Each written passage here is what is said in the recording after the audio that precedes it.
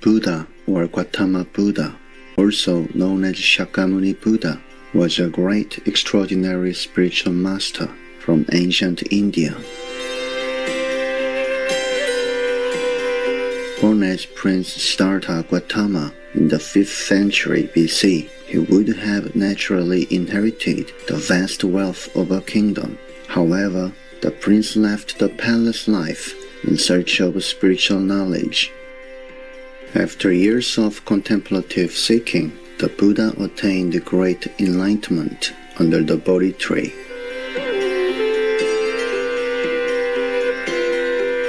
He then shared the merits of his practice by providing a method for other sentient beings to be freed from the cycle of death and rebirth.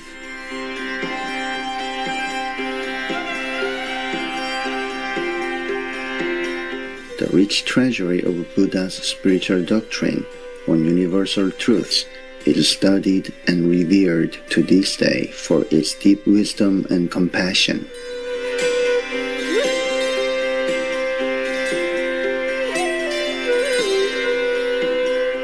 The Mahayana Mahaparinirvana Sutra, or Nirvana Sutra, is a Tathagata Kalpa Sutra of Mahayana Buddhism. It is considered as a major Mahayana Sutra. The actual date of the original sutra is not known. However, it is said that its early texts may have been written before or during the 2nd century CE. The complete original Sanskrit text of this sutra is lost with only remnants of a small number of fragments, but the texts in Chinese and Tibetan translation are in existence. The sutra was translated into Chinese twice, namely in 416 CE by Faxian and in 421 CE by Dharmaksema. The translations are apparently from two substantially different source texts, and the difference is in their teachings on Buddha nature. The Dharmaksema's version states that all sentient beings have the potential to attain Buddhahood, while Faxian's indicates that some will never attain Buddhahood. The Dharmaksema's version is more popular in East Asia and is influential in the development of East Asian Buddhism.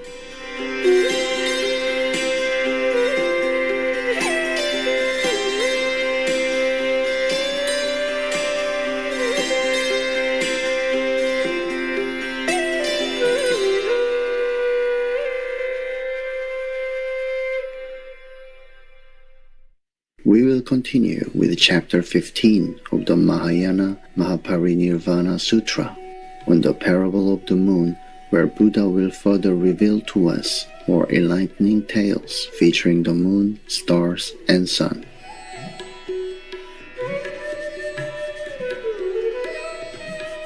Chapter 15 on the parable of the moon. Also, next, O good man, this is like the doctor who makes effort and imparts basic medical knowledge to his son, saying that this is the root medicine, this is for taste, that is for color, etc., so as to enable his son to become familiarized with the various properties of medicines. The son pays heed to what his father says, makes effort, learns, and comes to understand all the different types of medicine. The time comes when his father dies. The son yearns, cries, and says, "Father taught me, saying that this is root medicine, this is of the stem, this the flower, and this for color." It is the same with the Tathagata. In order to guide us, he gives beings restrictions. So one should try to act in accordance with those restrictions and not contrary to them.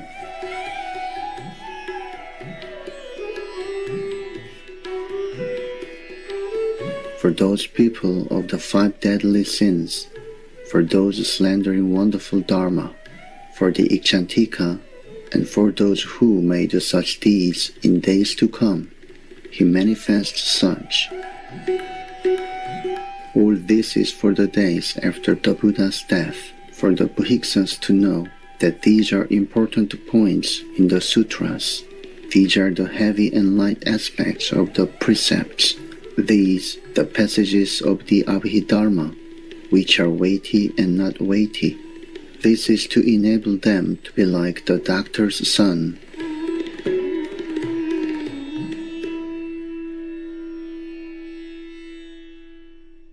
Also next, O good man, humans see, once every 6 months, a lunar eclipse, and in the heavens above, just for a time, we see the lunar eclipse. Why? Because the days are longer there in the heavens, and shorter in the human world. O good man, it is the same with the Tathagata. Both gods and humans say, the Tathagata's life is short. This is as with the beings of the heavens, who see the eclipse of the moon often for a short time. The Tathagata likewise, for a short time manifests 100,000 million billion nirvanas, crushing out the maras of illusion, of the skandhas, and of death. Hence 100,000 million billion heavenly maras or know that the Tathagata enters nirvana.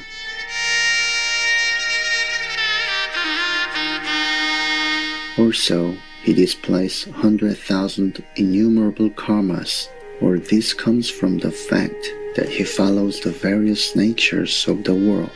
Thus, does it go with his manifestations? They are innumerable, boundless, and inconceivable. For this reason, the Tathagata is eternal and unchanging.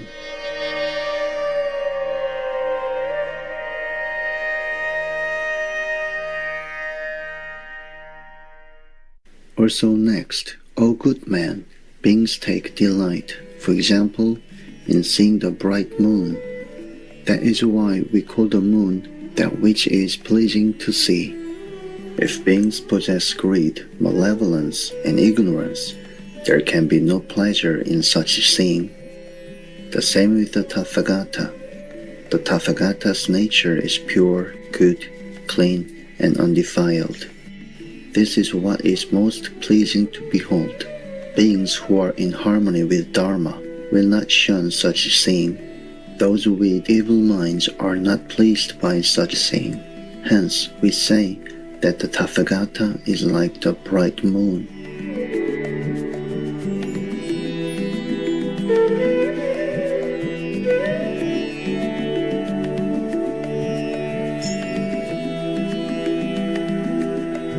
Also, next, O good man, regarding sunrise, there are 3 differences of time, which are spring, summer, and winter.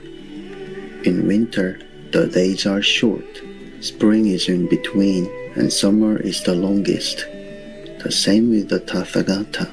In the 3,000 great thousand worlds, to all those short-lived beings and Sravakas, he manifests a short life. Those seeing it all say, the Tathagata's life is short.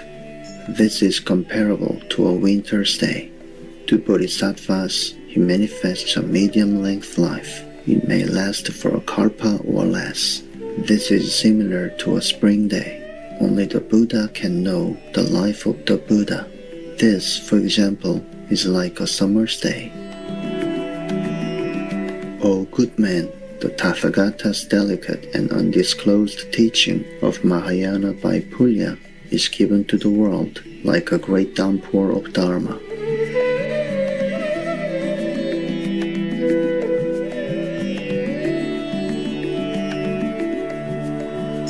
If any person in the days to come upholds, reveals, understands such teachings and benefits beings, know that such a person is a true bodhisattva. This is the sweet rain of heaven that falls in the summer. If Sravakas and Pratyeka Buddhas hear the hidden teaching of the Buddha Tathagata, This is like encountering great cold on a winter's day.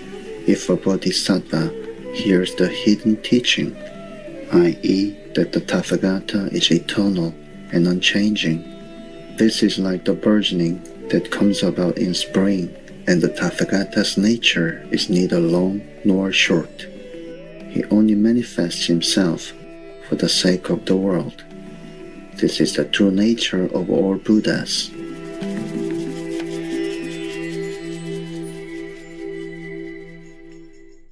Also, next, O good man, for example, stars are not seen in the daytime, but everybody says the stars die out in the daytime, but actually they do not die. The reason that they are not seen arises from the fact that the sun is shining brightly.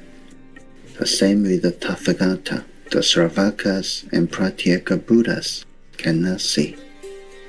This is as in the case of the stars that cannot be seen in the daytime.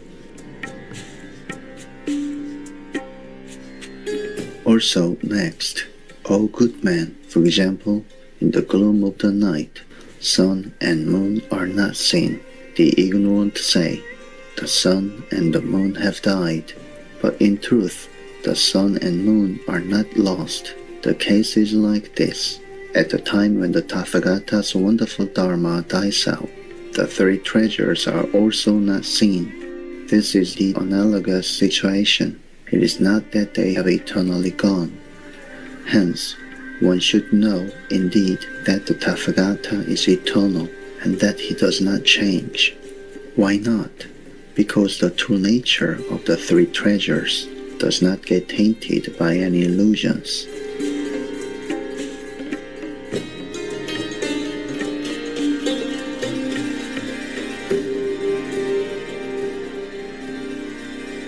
Also, next, O good man, for example, in the dark half of the month, a comet may appear at night, shining brightly like a flame, and soon it will die away. Beings see this and say that it foreshadows ill fortune. The case is analogous to all Pratyeka Buddhas too.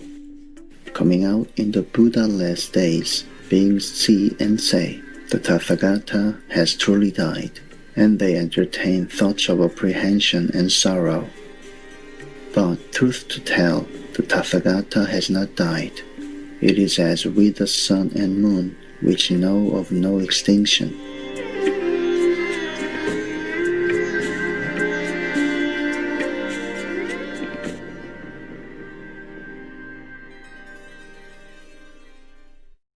Also next, O good man, for example, when the sun rises or the mist disperses, the situation is the same regarding this great Nirvana Sutra. If one should once give ear to it, or ill and the karma of avich hell will die out, nobody can fathom what obtains in this great Nirvana, which expounds the hidden store of the nature of the Tathagata.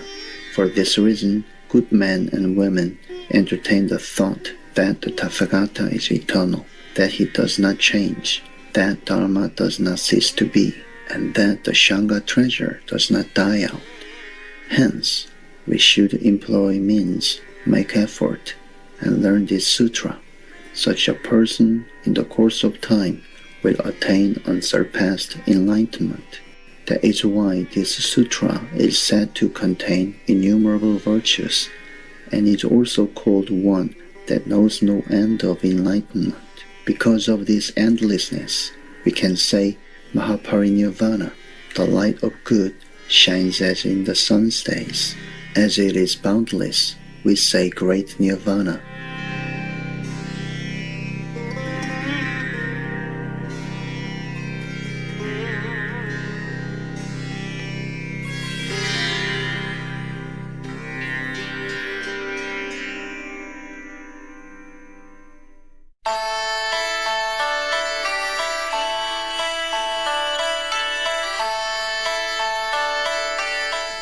Elated viewers, it's been a pleasure to have your company on today's selection from the Mahayana Mahaparinirvana Sutra, Chapter 15 on the Parable of the Moon, Part 2 of 2. on words of wisdom